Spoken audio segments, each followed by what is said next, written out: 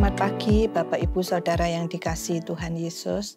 Selamat berjumpa kembali di dalam sarapan rohani pagi hari ini, yaitu firman Allah, satu-satunya makanan yang dapat membawa kita hidup dari besok ke besok. Pagi hari ini tidak terasa kita sudah memasuki bulan Desember, di mana seluruh umat Kristen di dunia ini sedang merayakan Natal. Natal yaitu memperingati hari lahirnya Tuhan Yesus. Bapak Ibu Saudara, kita akan sama-sama baca di dalam Matius 2 ayat 11. Maka masuklah mereka ke dalam rumah itu dan melihat anak itu bersama Maria, ibunya, lalu sujud menyembah dia.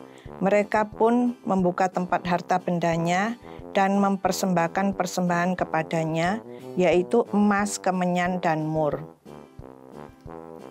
Orang-orang Majus memberikan persembahannya kepada Tuhan Yesus saat kelahiran Yesus, yaitu emas, kemenyan, dan mur. Tetapi kalau kita melihat di ayat sebelumnya ada dikatakan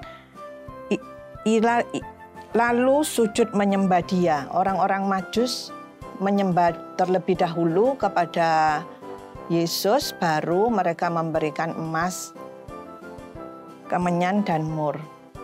Kalau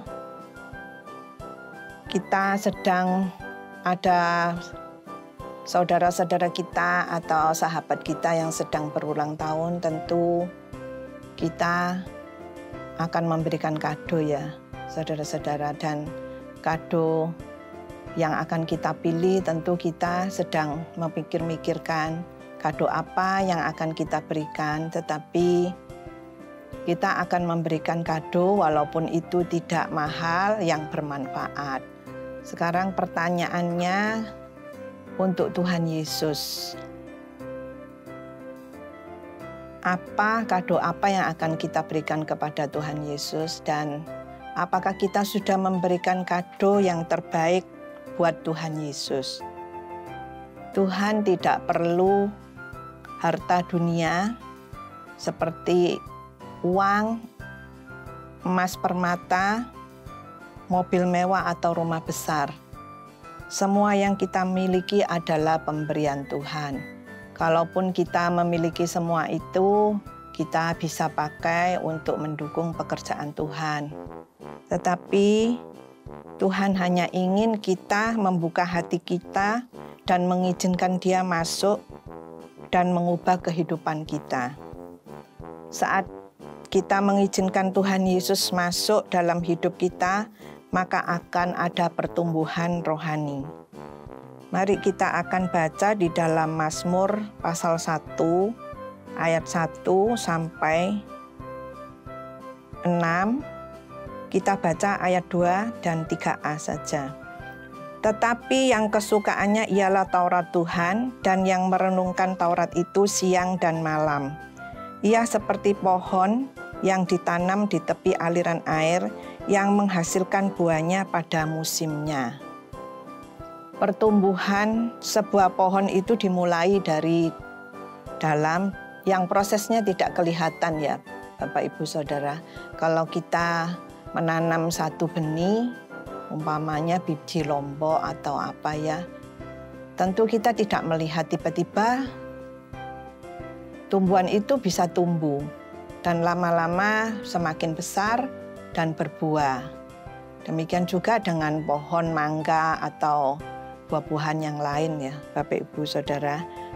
Demikian juga dengan pertumbuhan rohani seorang anak Tuhan, diawali dari proses yang terjadi di dalam, kemudian terus bertumbuh hingga menghasilkan buah yang dapat dilihat dari luar dan dapat dirasakan oleh orang lain. Karena itu kita harus semakin berakar di dalam Tuhan, membangun persekutuan yang karib dengan Tuhan, merenungkan firman Allah, melakukan firman setiap hari. Bagaimana rohani kita akan bertumbuh kalau kita membaca firman Tuhan saja? Jarang-jarang ya, atau mungkin kita membuka Alkitab kita hanya saat kita beribadah. Firman Tuhan itu penuh kuasa dan lebih berkuasa dari kuasa apapun yang ada di dalam dunia ini.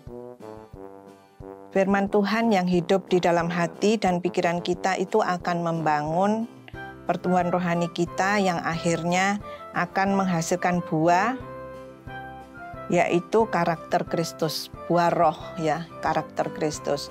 Karakter Kristus itu belas kasihan, kemurahan, kerendahan hati, kelemah lembutan, kesabaran. Karakter Kristus akan ada dalam kehidupan kita, akan muncul kalau hidup rohani kita bertumbuh.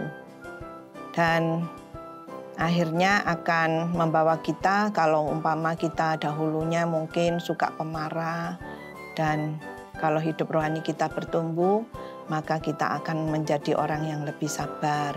Kalau kita dulunya gampang emosi, kita dapat meredam emosi kita.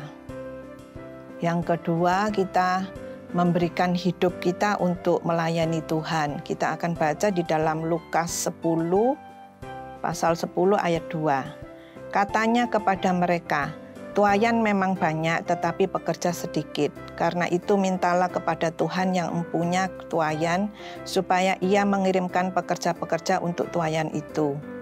Banyak jiwa-jiwa yang perlu diselamatkan. Tugas kita menyampaikan kabar baik sehingga umat manusia mengalami keselamatan. Dimulai dari orang-orang terdekat kita ya. Dari anak atau suami istri yang belum percaya Tuhan Yesus, famili, teman-teman, orang terdekat di sekitar kita. Biarlah kita menjadi saluran berkat bagi mereka. Juga dengan sesama anggota gereja Tuhan, kita sama-sama saling membangun. Kalau ada yang dalam keadaan lemah rohani, kita saling mengingatkan untuk kembali setia kepada Tuhan. Kalau ada yang sakit, kita saling mendoakan. Waktu kedatangan Tuhan semakin singkat. Di hari-hari terakhir ini, mari kita memberi kado yang terbaik buat Tuhan. Menghasilkan buah-buah yang manis, sehingga buah kita dapat dinikmati oleh orang lain, orang-orang di sekitar kita. Kita menjadi saksi, menjadi berkat bagi sesama anak-anak Tuhan atau gereja Tuhan, maupun bagi orang yang belum percaya Tuhan Yesus. Selamat Natal, Tuhan Yesus memberkati kita semua.